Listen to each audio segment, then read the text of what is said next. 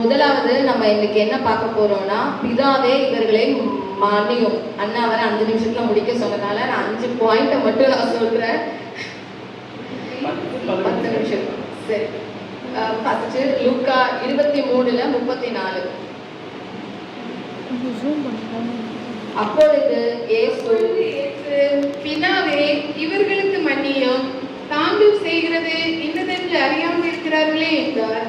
அவருடைய வஸ்திரங்களை அவர்கள் பங்கிட்டு சீட்டு போட்டார்கள். ஆமென். ஆண்டவர் அந்த சிலுவையில அறையப்படுறாங்க. அது எல்லாருக்கும் நல்லா தெரியும் இல்லையா? அறையப்பட்டு அவர் அவ்வளோ வியாகுலத்துல இருக்கிறார்.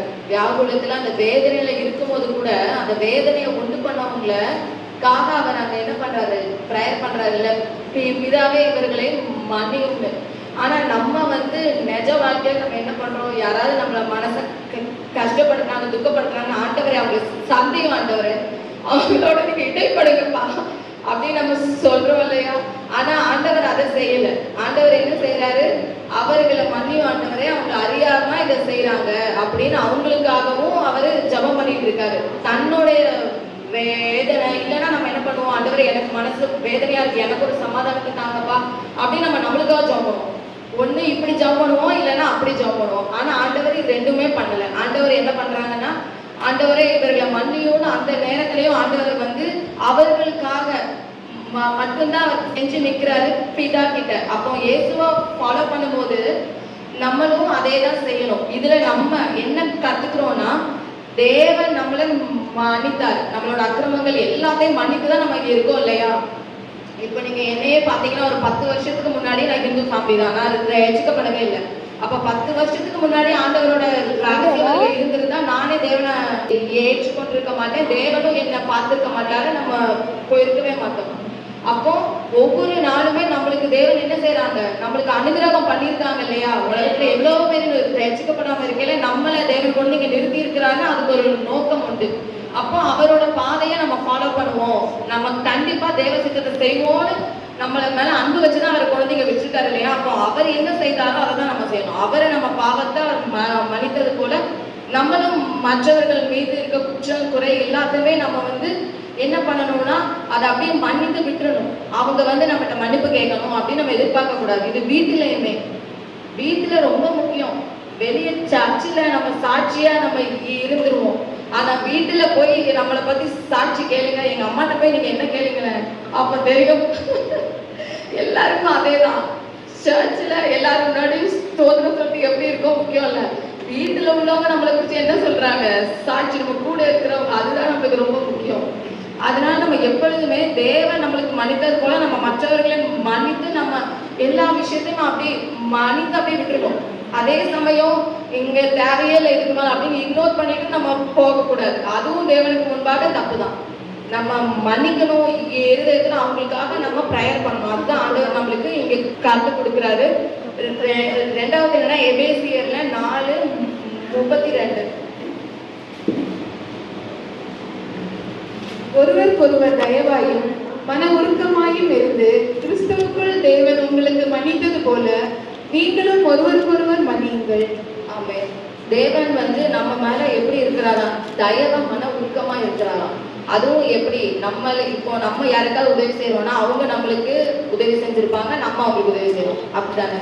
எல்லாருமே நம்மளுக்கு நல்லவங்களா இருக்கவங்களுக்கு நம்ம நல்லவங்களா இருக்கிறோம், அவ்வளவுதான்.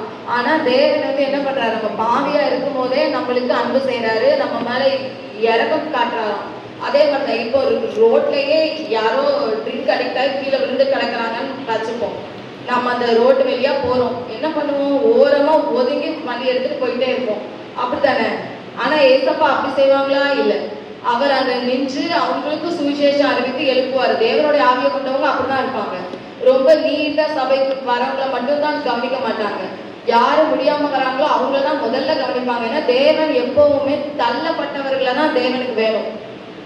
உலகத்தால நிராகரிக்கப்பட்டவங்க எவ்வளவு ஊழியக்காரங்க சாட்சி சொல்லும் போது நம்ம கேட்கிறோம் இல்லையா? உலகத்தால அவங்க தள்ளப்பட்டிருப்பாங்க, ஒன்றுமே இல்லாம போயிருப்பாங்க, எதுவுமே இருக்காது, சாப்பாட்டுக்கே இருக்காத வழி. ஆனா தேவன் அவங்களுக்கு உபயோகப்படுத்துறாரு. ஏன் தெரியுமா? அவங்க மட்டும்தான் தேவனுக்கு கீழ்ப்படிவாங்க. இப்ப பணம் இருக்கு, நல்ல இன்டெலிஜென்ட்டா இருக்கும், அறிவா இருக்கும் அப்படின்னா நம்ம என்ன பண்ணுவோம் தெரியுமா? தேவனுடைய சித்தத்தை மாத்திரம் இல்ல, நம்ம சொந்த மூலையும் அதுல யூஸ் பண்ணிக்கிட்டே இருப்போம்.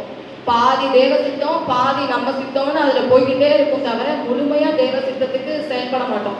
அதனாலதான் ஆண்டவர் உலகத்தால தள்ளப்பட்டவங்களை எடுத்து உபயோகப்படுத்துறாரு. அப்ப நம்ம மற்றவர்கள் மேலே நம்ம என்ன பண்ணணும்னா நம்ம இறக்கம் காட்டணும்.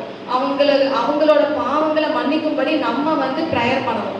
அதுக்கப்புறம் ஆண்டவர் நேற்று எனக்கு பாவம் அக்கிரமம் மீறுதல் இது மூணுத்துக்குள்ள வித்தியாசம் என்னன்னா அதை பத்தி நேற்று கொஞ்சம் பார்த்தேன். பாவம்னா வந்து நம்ம ரொம்ப செல்ஃபிஷா இருக்கலாம், சுயநலமா இருக்கிறது. அதே சமயம் இருதயத்துல எண்ணம் கொள்றது, மற்றவங்களை பத்தி தப்பா எண்ணம் வைக்கிறது, இல்ல மற்றவர்களோட ஒரு விஷயம் ஒன்று இப்போ நல்லா இருக்குன்னா அது எனக்கு வேணும்னு நினைக்கிறது. அந்த மாதிரி பொறாம பெருமை இருதயத்துல செய்கை இல்லாம இருதயத்துல செய்கிற எல்லாமே பாவம். அதுதான் ஃபர்ஸ்ட் ஸ்டேஜ் ஒரு பிசாசு நம்மளுக்குள்ள நுழையிறதுக்கு. நம்ம அந்த ஸ்டேஜ்லேயே தேவனிடத்துல அறிக்கையிட்டு நம்ம வெளியே வந்துடுவோம். இது செகண்ட் ஸ்டேஜ் என்ன ஆகுதுன்னா அக்கிரமமா ஆகுது. என்ன பண்றோம்னா நம்ம சான்ஸுக்காக வெயிட் பண்ணிட்டே இருப்போமா. இருதயத்துல ஒருத்தங்க மேல பஞ்சம் வச்சுட்டு அவங்க எப்ப நம்ம பழி வாங்கலாம்னு சான்ஸுக்காக வெயிட் பண்ணிட்டே இருப்போமா. அப்போ அதை செய்கையா நம்ம பாவமா அதை பண்ணிடுவோம். அது அக்கிரமமா ஆயிடுது. பாவம் ஃபர்ஸ்ட் நம்ம அதுலேயே அந்த ஸ்டேஜை விடலைன்னா என்ன ஆகுதுன்னா அது அக்கிரமமா கன்வெர்ட் ஆயிடுது. அப்போ அக்கிரமமா ஆனதுக்கு அப்புறம் அது செகண்ட் ஸ்டேஜுக்கு போய் ரொம்ப இருதயம் நம்மளுக்கு சுத்தம் ஆகலை, ரொம்ப நம்ம பாவத்திலே போயிடுறோம், அக்கிரமம் ஆயிடுது. அதுக்கப்புறம் மூணாவது என்னன்னா மீறுதல். அதாவது என்ன சொன்னாலும் ஆப்போசிட்டா பண்றது. இப்போ ஸ்கூலுக்கே அவங்க போறாங்க அப்படின்னா இப்போ டீச்சர்ஸ் சொல்றாங்க ஒரு 40 குழந்தைங்க உட்காந்துருக்காங்க அப்படின்னா அதுல நீங்க எப்பவுமே பாருங்க 38 குழந்தைங்க கரெக்டா ஒபே பண்ணணும், 2-3 ஒபேயே பண்ணாது. அது கீழ்படியாது. அது என்னவோ அந்த ஆவியில அப்படி இருக்கு. அந்த மாதிரி அதாவது எந்த ஒரு ரூல்ஸ் இருக்கும். இப்ப கவர்மெண்டே ஒரு ரூல்ஸ் போடுறாங்க ஹெல்மெட் போட்டு தான் நீங்க போகணும் அப்படின்னு. ஆனா ஹெல்மெட் போடாம போறது போலீஸ்காரங்க நிக்கையில மட்டும் ஹெல்மெட் போடுறது என்னவோ அவருக்காக நம்ம போடுற மாதிரி. நம்ம தலையை அதாவது இப்ப ஆக்சிடென்ட் ஆனா நம்ம தலையில அடிப்படலாம் நம்மளை காப்பாத்திடலாங்கிறதுக்காக தான் அதை சொல்றாங்க இல்லையா ப்ரிகாஷனா. ஆனா அது நம்ம என்னவோ போலீஸ்காரங்களுக்காக பண்ற மாதிரி நம்ம பண்ணுவோம். இந்த மாதிரி நடக்கிறது எல்லாமே நம்மளுக்கு சில டைம் தப்பா இருக்காது. நிறைய கிறிஸ்டியன்ஸே இப்படி பண்ணி நான் பார்த்திருக்கேன். ஆனா இது எல்லாமே தேவன் என்ன சொல்றாங்கன்னா மீறுதல்னு சொல்றாங்க. ஒரு ப்ராப்பர்ட்டி விஷயத்துல கூட நான் சொல்றேன், இது தேவன் என்னோட இடைப்பட்டாரு. அதாவது பிளாக் மணி ஒயிட் மணியும் பண்ணா பரலோகத்துக்கு கண்டிப்பா போகவே மாட்டோம் நம்ம. அதாவது இப்போ ஒரிஜினல் ரேட் என்னவோ அந்த லேண்டுக்கு அந்த ஒரிஜினல் ரேட்டை பத்திரத்தில் போட்டு ஒரிஜினலா அரசாங்கத்துக்கு தேவையான டாக்ஸை நம்ம கட்டி ஆகணும். இந்த மாதிரி அதுல ஏமாத்துறது நம்ம என்னவோ இன்டெலிஜென்ட்டா அமௌண்ட்டை கம்மியா போட்டு டாக்ஸை கம்மியா கட்டுறோம்ல அதெல்லாம் தேவனுக்கு முன்பாக மீறுதலா இருக்குது. தேவன் இது ஆமா இது 3 பத்தி தான் நேற்று எனக்கு இசப்பா என்னோட இடைப்பட்டாங்க. அதனால நம்ம வந்து இதெல்லாம் நம்மளுக்கு அப்பனே சில டைம் தோணாது. உலகத்துல எல்லாரும் பண்றாங்க நானும் பண்றேன். ஆனா இது எல்லாமே தப்பு. நம்ம முதல்ல இது எல்லாமே விட்டு நம்ம என்ன பண்ணணும்னா மனம் திரும்பணும். அப்படின்னா தானே ஆண்டவர் நம்மளுக்காக சிலுவையில சிந்தின எதுக்கு ஒரு வேல்யூ இருக்கு இல்லையா. இல்லைன்னா நம்மள எத்தனையோ பேர் ரசிக்கப்படாம இப்போ வெளியே என்ஜாய் பண்ணிட்டு இருக்கலாம். இப்போ லீவு கிடைச்சது நம்ம இங்க இருக்கிறோம்னா அதுக்கு ஒரு நோக்கம் இருக்குல்ல. அப்போ பரலோகம் போறதுன்னா நம்ம 99% இருந்தா கூட பரலோகம் போக முடியாது. 100% இருக்கணும். பூமியில உள்ள மாதிரி 80% இருந்தா ஓகே எக்ஸலன்ட், 90 எடுத்தா டிஸ்டிங்ஷன் ஆர்டர் சொல்ல மாட்டாரு. 100 இருந்தா பரலோகம், இல்லைன்னா ஹெவன் தான். நம்ம 99.9 இருந்தா நம்ம எங்க போயிடுவோம், ஹெல்லுக்கு போயிடுவோம். அதனால இந்த மாதிரி விஷயம்லாம் நம்மள இடத்துல நம்ம பார்க்கணும். மற்றவர்களே நம்ம குற்றப்படுத்திட்டு இருக்கும்போது நம்மளை நம்ம நிதானிக்க தவறி போயிடுவோம். ஸோ இது எல்லாமே நம்ம கவனித்து நம்மளை சீர்படுத்தி கொள்ளணும். அதுக்கப்புறம் மத்தேயு 6ல் 14-15 மனுஷனுடைய தப்பிதங்களை நீங்கள் அவர்களுக்கு மன்னித்தால் உங்கள் பரமபிதா உங்களுக்கு மன்னிப்பார். மனுஷனுடைய தப்பிதங்களை நீங்கள் அவர்களுக்கு மன்னியாது இருந்தால் உங்கள் பிதா உங்கள் தப்பிதங்களை மன்னியாது இருப்பார். ஆமே. எப்பொழுதுமே நம்ம மனுஷங்க நம்மளை என்ன ஹர்ட் பண்ணாலும் நம்ம அவங்கள மன்னிக்க இருதயம் வேணும். ஆனா மன்னிக்கிற இருதயம் நம்ம வேணும்னு ஈஸியா நம்ம சொல்லிடலாம். ஆனா நம்ம என்ன பண்றோம், மாம்சத்துல நம்ம வாழ்ந்து கொண்டு இருக்கிறதுனால நம்மளால அவ்வளோ லேசா ஒவ்வொரு விஷயத்தையும் நம்மளால கிராஸ் பண்ணி போக முடியாது. ஏன்னா நம்ம மாம்சத்துல தான் இருக்கோம்.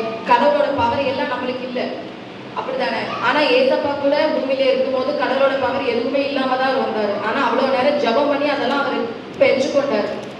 அதே மாதிரி நம்மளும் என்ன பண்ணணும்னா தேவனுடைய ஆவியினால மட்டும்தான் நம்மளுக்கு அந்த மன்னிக்கிற இருதயத்தை நம்மளுக்கு கொடுக்க முடியும். அது எங்க இருக்க ரோமர் 5:5 இருக்கு. தேவனுடைய ஆவி இருதயத்துல ஊற்றப்படுதுன்னு. அந்த ஆவி ஊற்றப்படும் போது தான் நம்மளால மற்றவங்களை மன்னிக்க முடியும். அதாவது நான் வாயில மட்டும் நான் அவங்கள மன்னிச்சிட்டேன் அப்படின்னு சொல்லிட்டு இருதயத்துல நான் வச்சுட்டே இருந்தேன்னா நான் என்னால் முழங்கால் போட்டு என்ன பண்ண முடியாது, ஜெபிக்க முடியாது. அவங்க ஏதோ என்ன ஹர்ட் பண்ணிட்டு ஜாலியா இருப்பாங்க. ஆனா எனக்கே முதல்ல அதை நினைச்சிட்டு நான் என்ன பண்ணுவேன், அப்படி வருத்தப்பட்டுட்டே இருக்கேன்ல, அதை வருத்தப்பட்டுட்டே இருக்கேன். அந்த வருத்தப்பட்டது கசப்பா மாறும். அப்ப என்ன பண்ண முடியாது, முழங்கால் போட்டு என்னால நிம்மதியா ஜெபிக்க முடியாது. இதனால நான் தான் நிறைய விஷயத்த இழந்து போவேன். ஜெப வாழ்க்கையில என்னால உறுதியா இருக்க முடியாது. அப்ப நான் ஜெபிக்காத போது என்ன பண்ண முடியும், என்னோட விசுவாசமும் இல்லாம போயிட்டே இருக்கும். ஏன்னா ஜெபித்தாதானே நமக்கு விசுவாசம் வரும். ஒண்ணு லிங்க் தான் நம்ம கிறிஸ்தவ வாழ்க்கை பொறுத்த வரைக்கும். நம்ம மன்னிக்கிற இதே வேணும்னா நமக்கு அன்பு வேணும். அன்புனால தேவ ஆவியால ஆண்டவர் அன்பை ஊற்றினாதான் நம்மளால மன்னிக்க முடியும். மன்னித்தாதான் நம்ம ஜெபிக்க முடியும். ஜெபித்தாதான் விசுவாசிக்க முடியும். விசுவாசத்தாதான் நம்ம நிற்க முடியும் கிறிஸ்தவ ஜீவியத்திலே. அதனால நம்ம முதல்ல என்ன பண்ணணும்னா, நம்ம தேவனிடத்துல ஆவியை கேட்கணும். ஆண்டவரே, தேவ ஆவியால என்னை நிரப்புங்கப்பா. ஆண்டவரே, பரலோகத்திலிருந்து ஆண்டவரே, அப்ப தேவ ஆவியினால நீங்க என்னை நிரப்பும்படி ஜெபிக்கிறோம் ஆண்டவரே. அப்போ தேவன் நம்மளுக்கு அந்த ஆவியினால நிரப்பும் போது நம்மளால என்ன பண்ண முடியும், மற்றவர்களை மன்னிக்க முடியும். அதுக்கப்புறம் கொலோசையர் 1:14 அப்புறம் 3:13 கூட. குமாரனாகிய அவருக்குள் அவருடைய இரத்தத்தினாலே பாவ மன்னிப்பாகிய மீட்பு நமக்கு உண்டாயிருக்கிறது. ஆமென். ஆண்டவர் ரத்தத்தை சிந்தினால்தான் நம்மளுக்கு பாவம் மன்னிப்பு இருக்கு. ஏன்னா தேவன் நம்மளுக்கு சிலுவையில நம்மளுக்காக ரத்தம் சிந்தலைன்னா என்ன ஆகும், நம்மளுக்கு பாவ மன்னிப்பே இருந்திருக்காரு இல்லையா? ஏன்னா நம்மள ஒவ்வொருத்தரையும் பாவம் பண்ணதுக்கு போய் சிலுவையில் அறையலாம். அவ்வளவு பாவத்தை நம்ம பண்ணி வச்சிருக்கோம். ஆனா தேவன் பாவமே இல்லாம நம்ம பாவங்களுக்காக அவர் அவ்வளவு ஒரு வேதனையை. ஏன்னா ஒரு ஊழியக்காரங்க பிரசங்கம் பண்ண சொல்றாரு, நம்ம திரும்ப திரும்ப பாவம் பண்ணும்போது இயேசுவை திரும்ப திரும்ப சிலுவையில அரைஞ்சுட்டே இருக்கோமா. அதுக்கு அதான் அர்த்தமா. அவர் ஒரே ஒரு தடவை அறையப்பட்டார்ல, நம்ம எப்பெல்லாம் பாவம் செய்யறோமோ, எப்பெல்லாம் தேவனுக்கு பிரியமில்லாத செய்யறோமோ, அப்பெல்லாம் திரும்ப திரும்ப அவரை நம்ம என்ன பண்றோமா, சிலுவையில அறையிற அந்த துக்கத்தை அவரை கொடுத்துட்டு இருக்கோமா. ஏன்னா அவர் எதற்காக நம்ம அழைத்து கொடுத்து இங்க விட்டாரு. ஆனா நம்ம அவரோட வேலையை பார்க்காம நம்ம வேற வேலையை பார்த்துட்டு இருக்கோம். அது மட்டும்தான். ஏன்னா அது நம்மளுக்கு தேவையில்லை இல்லையா? தேவனுக்கு பிரியமான நம்ம செய்யும் போதுதான் அவரோட மன்னிப்பு நம்மளுக்கு உண்டாகும். ஏன்னா தேவன் சிலுவையில ரத்தம் சிந்தினது நம்ம எல்லாருக்காக மாத்திரம் இல்ல, உலகத்துல உள்ள எல்லாருக்காகவும். அப்படித்தானே? ஆனா நம்ம என்ன பண்ணணும், சபைக்கே ஒரு புதுசா வரவங்க யாராவது வந்தாங்கன்னா அவங்களதான் நம்ம கவனிக்கணும். நிறைய சபையில், நம்ம சபையில அப்படி இல்லை, நிறைய சபையில என்ன பண்றாங்கன்னா பழையவங்களை ரீடெயின் பண்ண தான் ட்ரை பண்ணுவாங்க. ஆஃபரிங்காக பழையவங்களை கவனிப்பாங்க, ரொம்ப கவனிப்பாங்க. ஆனா தேவன் அப்படி பண்ணலையே. தேவன் மூத்த குமாரர்களை அப்படியே, அது என்னோடது எல்லாம் உங்களோட தான், அங்கேயும் முடிஞ்சு போச்சு. அவங்களுக்கு எல்லாமே இருக்கு. இளையகுமாரர் தான் அவருக்கு கவனிக்கிறாரு. அதுவும் இளையகுமாரர் கதை எல்லாருக்கும் நல்லா தெரியும். அதுல முக்கியமா ஒண்ணு என்னன்னா, இளையகுமாரர் ஆக்சுவலா அவங்க அப்பா, அதாவது பிதாவோட காலில் விழுறதுக்கு தான் அவரு ஓடி வருவாரு. ஆனா மறுபடியும் அப்பா பாதி தூரம் ஓடி போய் காலில் விழ விடாம கட்டி அணைத்து கொண்டாரு. அப்ப இதுல இருந்து நம்ம என்ன கத்துக்கிறோம், நம்மளுக்கு துரோகம் பண்ணவங்க, பாவம் பண்ணவங்க, நம்மளுக்கு விரோதமா அவங்க பேசினவங்க, செய்தவங்க எல்லாரும் தேடி நம்மகிட்ட வருந்தி மன்னிப்பு கேட்கணும் எதிர்பார்க்கவே கூடாது. ஏன்னா தேவன் அந்த இடத்துல அப்படி செய்யல. அப்படித்தானே? அவங்க பாதி தூரம் வந்தாரு, அவர் காலில் விழுந்திருக்கலாம், விழ விட்டுருக்கலாம்ல. ஆண்டவரே, தப்பு பண்ண மனத்திற்கு வந்த காலில் விழு அப்படின்னு. இவரு மீதி தூரம் ஓடுறாரு. அது அந்த ஆத்மா இயேசுவை பார்த்து ஓடி வர ஆரம்பிச்ச உடனே அவங்க ஓடி வர கூட ஆண்டவர் விடல. இவரு மீதி தூரம் போய் அவங்கள பிடிச்சுக்கிறாரு. இல்ல, நம்மளும் நம்ம கிறிஸ்தவ ஜீவியத்தில் அப்படிதான் இருக்கும். ஒவ்வொரு ஆத்மாக்களையும் நம்ம அப்படிதான் அவங்கள நம்ம தேவனுக்கு எடுத்து கொண்டு வரணும். அவங்க பாதி தூரம் வந்தாங்கன்னா மீதி தூரம் தேவன் அறிஞ்ச நம்ம ஓடி போய் அவங்களை கொண்டு வந்து சேர்க்கணும். ஏன்னா தேவன் அப்படித்தான் நம்மளுக்கு அதை காத்து கொடுத்துருக்கிறாரு. அதனால யாருமே நம்ம ஃபேமிலியில சரி, பிள்ளைங்க விஷயத்துல சரி, அவங்க தேடி மன்னிப்பு கேட்கணும் அப்படின்னு நம்ம காத்திருக்கவே கூடாது. ஏன்னா தேவன் அப்படி காத்திருக்கவே இல்லை. அவங்க இருதயம் மாறினதே நம்மளுக்கு தெரியும். அவங்க வாயை திறந்து நம்மளுக்கு அறிக்கை இடலைனாலும் அப்பவே நம்ம என்ன செய்யணும், அவங்கள மன்னிச்சிடணும். அப்பனா தான் நம்ம என்ன பண்ண முடியும், நிம்மதியா நம்ம ஜெபிக்க முடியும் பொருள்.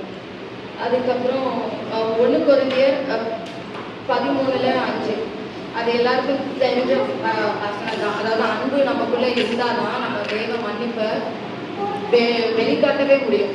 ஏன்னா நம்ம மன்னிச்சா மட்டும்தான் நம்மளுக்கு எல்லாமே முடியும். ஏன்னா அன்பு எல்லாத்தையுமே சகிக்க பண்ணியிருக்கோம்.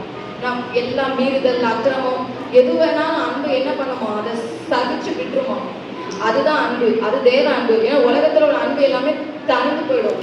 ஏதாவது ஒண்ணு பண்ணா சார் நம்ம இவ்வளவு பண்ணியிருக்கோம், அவங்க ஏதாவது நம்மளுக்கு பண்ணணும் தானே எதிர்பார்க்கும். கிறிஸ்தவ வாழ்க்கை எதிர்பார்ப்பே கிடையாது, செய்யறது மட்டும்தான். தேவன் நம்மளுக்கு கற்றுக் கொடுத்தது அதான். நம்ம யார் என்ன செய்தாலும் நம்ம என்ன பண்ணணும், மன்னிக்கிறவங்களா இருக்கணும், அதை சகிக்கிறவங்களா இருக்கணும். அப்படின்னாதான் நம்மளோட ஜீவியம் சரியா போகும். இல்லைன்னா நம்ம தான் அதுல நிறைய விஷயத்த நம்ம இழந்து போயிருக்கோம். அப்புறம் கொலசையர் 3:13 ஒருவர் தாங்கணும், ஒருவரை ஒருவர் தாங்கி ஒருவர் பேரில் ஒருவருக்கு குறைபாடு உண்டானால் கிறிஸ்து உங்களுக்கு மன்னித்தது போல ஒருவருக்கு ஒருவர் மன்னியுங்கள். ஆமென். இது என்னன்னா இது அவ்வளவு அழகு. ஏன்னா தேவன் வந்து என்ன சொல்றாங்க, மற்றவங்களுக்கு ஒரு குறை இருக்குன்னா அவங்களை அந்த குறையை வச்சு என்ன பண்ணக்கூடாது, குற்றப்படுத்தக்கூடாது. இப்போ வீட்டிலே நம்ம பிள்ளைங்களுக்கு சேர்க்கும் போது என்ன பண்ணுவோம், நீ தானே, நீ புக்கே எடுக்க மாட்ட, நீ ஒண்ணுமே செய்ய மாட்ட, அப்படித்தானே உடனே ஆரம்பிச்சோடனே நம்ம என்ன வைக்கிறோம், முன்னாடி அந்த குறையை தான் வைக்கிறோம். ஆனா அவங்ககிட்ட எந்த நன்மையானது இருக்கு அதை எடுத்து பேசி அவங்களை அப்ரிஷியேட் பண்ணி ஒரு வேலையை வாங்கும் போது அதை அவங்க மனம் உகந்து அதை செய்ய ஆரம்பிச்சிருவாங்க. ஏன்னா யாரோ ஒருத்தரை குற்றப்படுத்திட்டே இருக்கும் போது அவங்க வேலை செய்வாங்க, நான் வேண்டாம் வெறுப்பா செய்வாங்க, அதுல ஒரு ஃபுல்ஃபில்னஸ் இருக்காது. அதனால நம்ம எப்பொழுதுமே என்ன செய்யணுமா, ஒருத்தரோட குறைய அதை மேன்மைப்படுத்தி அதை அவங்கள மனசு கஷ்டப்படுத்தக்கூடாது. அந்த குறைய எப்படி கிறிஸ்துவுக்குள்ள நிறைவாக்கலான்னு நம்மளும் அவங்களுக்கு எப்படி இருக்கணுமா, சப்போர்ட்டா இருக்கணும். நம்ம எப்படி தேவனிடத்துல இருந்து குறையெல்லாம் கிறிஸ்துவுக்குள்ள நிறைவாகவும் நம்பி விசுவாசி இருக்கோமோ அதே மாதிரி அவங்களுக்கும் செபிக்க கற்றுக் கொடுத்து அவங்களே நம்ம தேவனோட இசைந்து இருக்க பண்ணணும். ஏன்னா தேவன் நம்மளுக்கு என்ன சொன்னாங்கன்னா, நீங்க என்னை பத்தி சொல்லி எல்லாரையும் விசுவாசிகள் ஆக்குங்கன்னு அவர் சொல்லல, எல்லாரையும் டீச்சர் ஆக்குங்கள் தான் அவர் சொன்னாரு. ஏன்னா விசுவாசிகள் ஆண்டவருக்கு எங்கேயுமே தேவையே கிடையாது, டீச்சர்கள் தான் தேவன் வந்து உருவாக்க சொல்லியிருக்காங்க. அதனால எப்பொழுதுமே நம்மளை தேடியே செபிக்க வரணும், நம்ம கிட்டே எல்லாம் விசாரிக்கணும். அப்படி நம்ம ஒரு ஆத்மாவை நம்மளுக்கு பின்னாடி வரவங்கள நம்ம டிபெண்ட் பண்ணி வைக்கவே கூடாது. ஏன்னா நம்ம அடுத்த ஆத்மாவை பார்க்க போக முடியாது, நம்ம கான்சன்ட்ரேஷன் ஃபுல்லா இங்கேயே இருக்கும். அப்படி இருக்கக்கூடாது. அவங்களுக்கு நல்ல ஜெபிக்க பழக்கி விட்டு தேவனோட அவங்களை ஒப்புற வாங்கி விடணும். அப்ப அவங்க பாவ அறிக்கை அவங்க விடும்போதுதான் தேவன் அவங்களுக்கு மன்னிக்கிறதுக்கு அது ஏதுவா இருக்கும். ஏன்னா எல்லா நாளுமே நீங்க ஒரு ஆத்மா மட்டுமே கான்சென்ட்ரேட் பண்ணிட்டு இன்னொரு ஆத்மா நீங்க என்ன பண்ண முடியாது, கவனிக்க முடியாது. அதனால தேவன் சொன்னது நம்ம எல்லாமே அப்படி ஓரளவு நம்ம பாட்டுக்கு பைபிள ரீட் பண்ணிட்டு நம்ம போனோம்னா நிறைய விஷயம் நம்மளுக்கு விளங்காது. ஏன்னா எவ்வளவு அதிகாரம் வாசிக்கிறோம்னு முக்கியம் இல்லை, அது எவ்வளவு ஆழமா தேவனுக்கு ஜெபிக்க தியானிக்கிறோங்கிறது தான் முக்கியம். ஏன்னா தேவன் நம்மளுக்கு டீச்சர்கள் ஆக்குங்கன்னு தான் சொல்லியிருக்காரு. அதனால நம்ம எல்லாரும் என்ன பண்ணணும், டீச்சத்துவத்துல அவங்க வளர்த்து விடணும். அப்போ தேவனோட அந்த உறவு வைச்சா நம்ம அந்த ஆத்மாவை அப்பப்போ விசாரித்தால் மாத்திரம் அது போதும். மற்றபடி நீங்க ஃபுல் கான்சன்ட்ரேஷனா கவனிக்க வேண்டாம். ஏன்னா அவங்களே ஜெபிக்க ஆரம்பிச்சிருவாங்க இல்லையா. அதனால எப்பொழுதுமே நம்ம என்ன பண்ணணும்னா தேவன் என்ன சொன்னாங்களோ அதுதான் நம்ம வந்து அதெல்லாம் நம்ம செஞ்சுட்டே இருக்கணும். அதுக்கப்புறம் மத்தேயு 18:21-22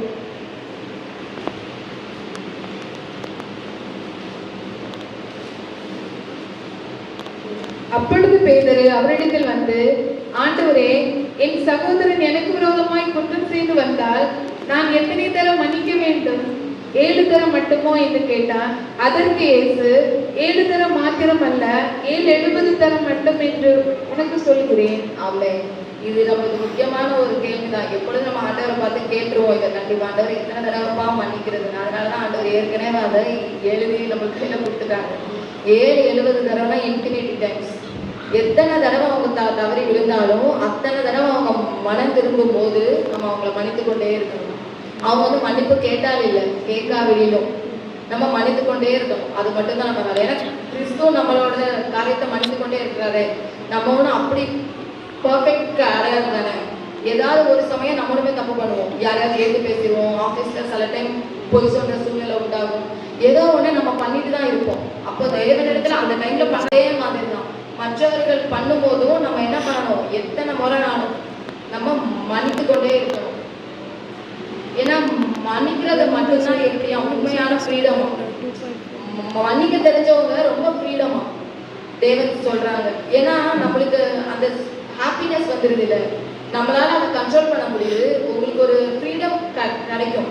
நீங்க மன்னித்து மன்னித்து மன்னித்து நம்ம இது பண்ணும்போது நம்மளால யாருமே நம்மள இருதயத்தை ஒண்ணுமே அசைக்கவே முடியாத ஒரு சூழ்நிலை தேவன் கொண்டு வந்து உங்களை பழக்க விட்டு வந்து நிக்க பண்ணிடுவாரு. எதுனாலும் நீங்க கடந்து போயிட்டே இருப்பீங்க தேவனுக்கு ஸ்தோத்திரம் பண்ணிக்கிட்டே.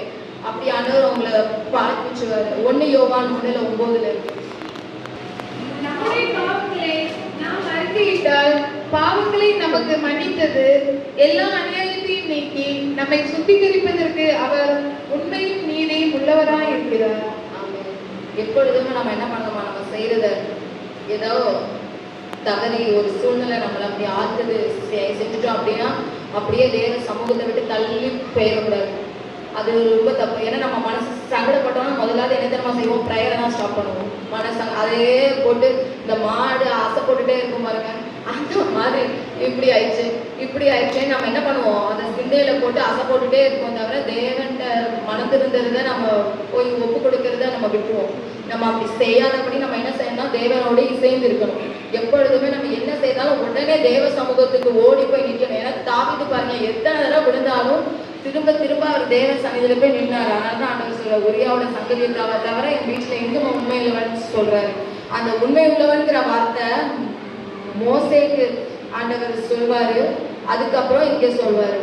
அதனால எப்பொழுதுமே நம்ம என்ன செய்யணும்னா தேவனுக்கு பிரியமா நம்ம நடக்கணும். ஓகேவா? அதனால நீங்க எல்லாருமே எல்லாரையும் மன்னிங்க. அந்த மன்னிப்பு மட்டும்தான் நம்மளுக்கு மிகவும் ரொம்ப அவசியமா இருக்கு. அப்படி இருக்கும்போது தான் நம்மளுக்கு ஒரு ஃப்ரீடம் உண்டாகும். நான் சொன்னதெல்லாம் ஒரு தடவை ஷார்ட் ஆன் பண்ணிட்டு முடிச்சிடுறேன். ஏன்னா தேவன் நம்மளுக்கு மன்னித்தது போல நம்மளும் அவரை மன்னிக்கணும். முதலாவது. இரண்டாவது என்னன்னா, மன்னிப்பு மட்டும்தான் நம்ம மனசை என்ன பண்ணுமா கிளீனப் பண்ணும். நம்மளோட எல்லா ரிலேஷன்ஷிப்பையும் நம்ம பிரேக் பண்ணாதபடி இருக்க நமக்கு உதவி செய்யும்.